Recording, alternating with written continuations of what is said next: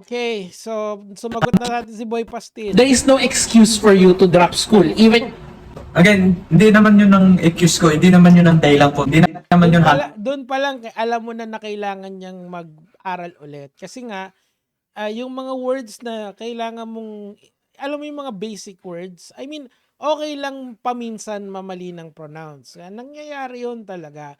Pero kung ikaw ay aral, madalang ka magkamali sa words. Okay? Mataas yung accuracy mo. Di ba nga kaya nga yung sa exam, kaya nga tayo nag-e-exam para malaman yung proficiency mo sa language, number one, di ba? Kung tuloy natin, sige. 100% na totally. Yeah, well, kasama na yun syempre kailangan ko i-consider yung gagastusin ko para mapag-aral, di ba? Kasama na yun, pero hindi naman yung totally na ang dahilan ko bakit ako nag-drop. Okay, so kung ano man yung dahilan mo mag-drop, walang kwenta yon. Kasi nga, nag-drop ka dahil gusto mong gayahin yung mga ng mga idol mo na hindi ginamit yung traditional na pamaraan para mag-succeed sila.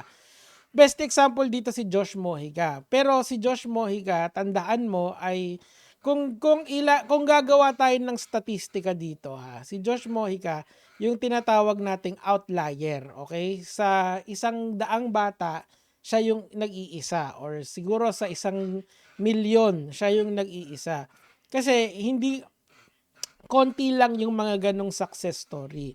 Kaya lang nagiging sensational sila sa media at naha-highlight sila ng naha-highlight. Pero hindi yon yung standard. Hindi yon yung normal na paraan para mag-succeed yung tao. Kailangan kasi kayong mga nanonood sa akin, intindihin nyo na or yung paintindi nyo dun sa mga batang nanonood sa atin na yung mga special cases na yon, they are called special cases for a reason because they are not what usually happens in life.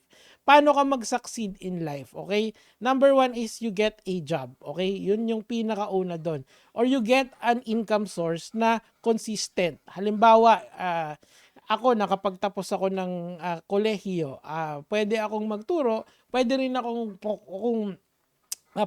mag-call center ulit. Okay? Kasi ginawa ko parehas yun during a course in my life. So, meron akong skills to communicate and meron din akong skill para magturo. So, meron akong sources of income just in case hindi na gumana yung ibang ginagawa ko sa buhay. Marami akong options. Yun yung pino-provide sa iyo ng eskwelahan. Number 2, ang edukasyon po ay karapatan mo yan. I-exercise natin yung karapatan natin mag-aral. Kung wala tayong pambayad, merong mga eskwelahan na libre. Yun yung public school system natin. Hindi man ganun siya kalupit tulad ng mga private schools, mas maganda na yon kesa sa wala. Kasi yung wala at saka meron, mas malaki yung difference nun. Yung mga nagtuturo sa mga public school, mahuhusay na guro yung mga yan. Actually, yung vetting process nga sa public school, mas mahirap kesa sa private school. Bakit? Kasi mga ano yan mga government employees yan kung tutuusin So may mga level yan kapag pumasok ka na sa public school system. Gets? Okay, so hindi excuse na wala kang pera. May motor ka nga, boy, 'di ba? Ngayon, ako kasi pinapangaralan kita kasi baka may gumaya sa iyo. Kung ayaw mong makinig sa akin, okay lang. Walang problema, buhay mo 'yan Pero doon sa 100 nakikinig sa iyo, kung makakakuha ako doon ng 5, kung makakakuha ako doon ng 1, okay na ako, panalo na ako doon. Kasi hindi mapapariwara yung buhay nila just because nagmamatigas sila sa isang punto. Okay? And saan ba niya sinabing business? Yun nga yung purpose kung bakit. Ito yun paano kung mag-fail ka? Saan ka pupulutin? Paano kung malugi yung negosyo mo? Oh, hindi magkamali. Yun nga yung purpose Ayun nga yung purpose kung bakit. Alam mo ba yung, ito yun alam mo ba yung mangyayari pag nag-fail yung business mo? Wala ka ng source of income. Gets? This is why it is important na mag-build ka ng skills para lagi kang may sources of income. Nakukuha nyo? Hindi yung, paano kung mag-fail yung pagbobote mo ng pastil. Kasi pakinggan natin siya para makuha natin yung full context. Bakit gusto ko matuto ng practically para mas matuto ako. O, 'di ba mali pa yung paggamit mo ng salitang practicality. Kasi ginamit ko yung salitang practical eh, okay? Practically speaking, I think ganun yung pagkakasabi ko. Kasi nga pagka nag-fail ka, saan ko kukuha ng income? Tuloy natin. Expected ko na siya sa business ko na magkakamali at magamali. Ano ba ibig sabihin mo ng pagkakamali? Pero sige lang, Maraming tuloy faith natin. talaga akong masusubukan eh, mapagdadaanan eh. Tingin ko mali ng mga karamihan sa atin na mahihirap, natatakot sila sumubok. Lagi nila silang may plan B, plan B, plan B. So, kakagawa nila ng plan B, kakagawa nila ng plan B, hindi na nila nasimulan. Kasi ito kasi napansin ko lang si Kuya Nico David kasi na, ang gusto niya kasi, paano kung magkamali ka, paano ganyan. Gusto nila mag-play safe ba? Gusto nila may plan B, plan B. Yun nga yung ano ko eh. Kailangan Idol, hindi pagiging play safe yung ginagawa, yung sinasabi ko sa tao. Pagiging responsable yon na tao. Kasi hindi mo alam ang pwedeng mangyari sa buhay eh. Hindi mo alam, pwede kasi isang araw sobrang successful ng negosyo mo, tapos after a while biglang malugi. Nangyayari yon, okay? Pero just in case na malugi yung negosyo mo, at least meron kang plan B na tinatawag. Plan A mo yung negosyo, plan B mo yung pagtatrabaho ulit. Kasi walang kasiguraduhan ng buhay eh. Nakukuha niyo ba yun? Nakaka-frustrate lang kasi gina-justify nila na yung ginagawa nila is something grand kasi nagte-take sila ng risk. It's very easy to take to take risk, mga kamatis, mga kaibigan. Here, pwede akong magtayo ng isang salon o kaya ng isang gym o kaya ng isang restaurant. Kasi may puhunan ako eh. Pwede kong i-all in lahat ng pera ko doon at any given moment in time. Okay? I have the funds, and kung may fallback pa ako, may plan B, may plan C, may plan D, may plan E pa nga eh. Pero why am I not doing that? Kasi I am a rational person. Okay, yung critical thinking skills ko na-apply ko sa totoong buhay. That's why it is important for us to go to school. Kasi the only way that I can exercise my critical thinking is through the school system. I talk to people smarter than me. I talk to my teachers, I talk to my classmates, and of course dun sa mga peers ko na okay lang akong makriticize nila in a given setting. Kasi ang nangyayari ngayon kasi dito sa mga bata na to, they are, yung risk sa kanila is hindi pa nila nararamdaman yon. Gets? Kasi malamang sa kanya kumikita pa yung business mo. Paano kung malugi? Ano yung susunod sa'yo?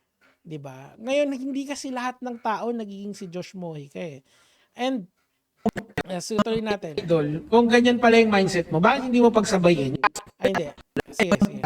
pagsabayin yung pag-aaral. Yan. Okay, sasagutin ko na. Sagutin ko ng konti lang Sige. Ang dami nagsasabi sa akin na pwede naman ako magnegosyo. At the same time, nag-aaral. Mm. Well, ginagawa ko naman yun.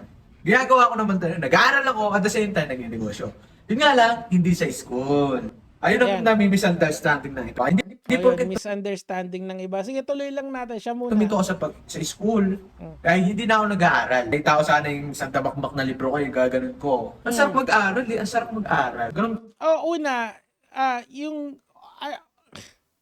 alam nyo kasi sa school kasi, merong exam doon for reading comprehension. Okay? I-rate doon yung reading comprehension mo. Okay? Pwede ka kasi magbasa ng magbasa, pero naiintindihan mo ba yung binabasa mo?